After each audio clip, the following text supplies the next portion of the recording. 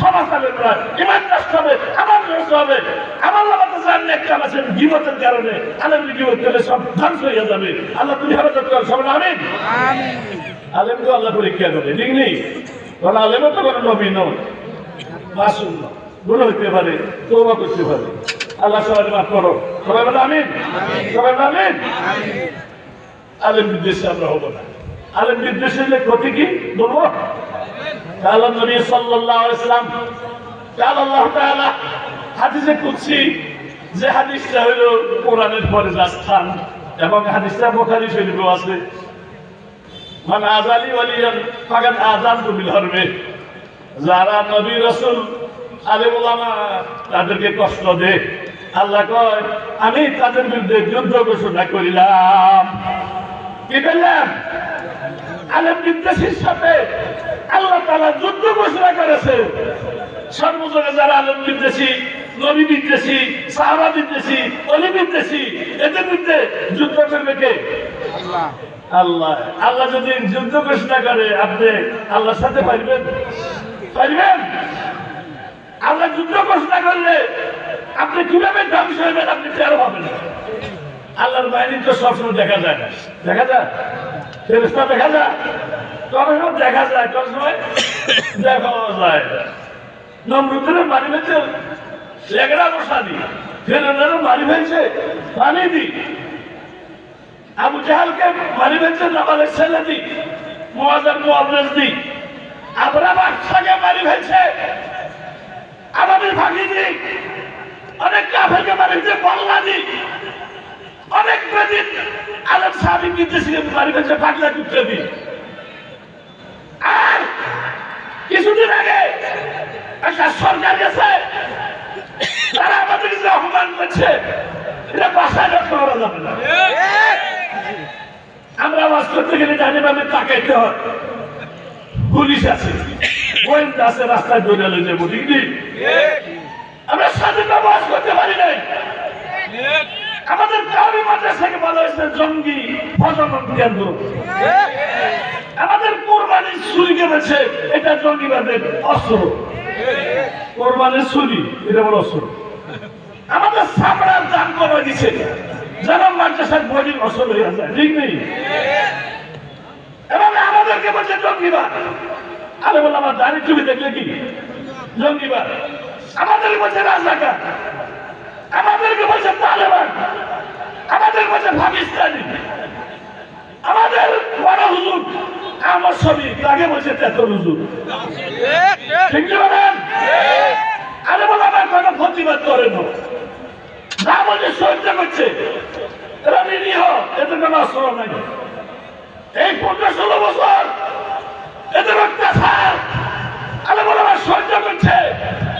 আল্লাহ কয় আলেমে সহ্য করতে পারে, আমার সহ্য হবে না। এরা আমার বাহিনী, এরা নিরীহ লোক, এরা কম বেতন ইসলাম প্রচার করে, এদের টাকার প্রসার করে চিন্তা ভাবনা নাই।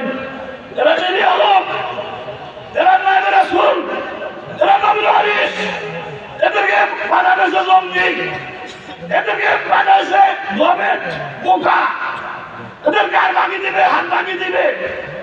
এরা মাইল খেয়ে আলে বসে, হেরা ঘরে বড়ি আলে বসে, কত ধরনের অপরাধ। এদেরকে মিথ্যা কেস দিয়ে জেলে ঢুকেছে 1 বছর না 2 বছর না 3 বছর। এদের পরিবার বৈবাহিক পরিবারকে বলছে বান্ধবী, ঠিক না বলেন? এইভাবে মামুনুল হককে অত্যাচার, এভাবে দেওয়ার হোসেন সাইদি সাহেবকে অত্যাচার আল্লাহ আমার সহ্য করছে। আল্লাহ বলেন আমার নিরীহ অলিদেরকে কষ্ট দিছ, আমি তোদের সাথে যুদ্ধ ঘোষণা করলাম। এই জন্য এই যে 5 তারিখে এই জালেমদের পতন হইল, এইটা ছাত্রদের কারণে পতন হইল। ছাত্রের উপর ফেরেশতা বলতে গেছে এটা আবাবিল ফাঁকি, এটা ছাত্র নয়, এটা আবাবিল ফাঁকি। যেই সরকারের সাথে ইন্ডিয়া আছে, সেনাপ্রধান আছে, র্যাব, পুলিশ, কেডার, এরপরেও একটা কাপড় নিয়ে বাগিয়ে দিচ্ছে, দুপুরে খানা খাইতে পারে না। এরপরে এখন পর্যন্ত কথা বলতেছে না, গর্তের মধ্যে লুকে গেছে। এই যে লাখো লাখো লোক বাপরে বাপ কি দাপট তাদের রাস্তাঘাটে এরা সব ফলে গেছে।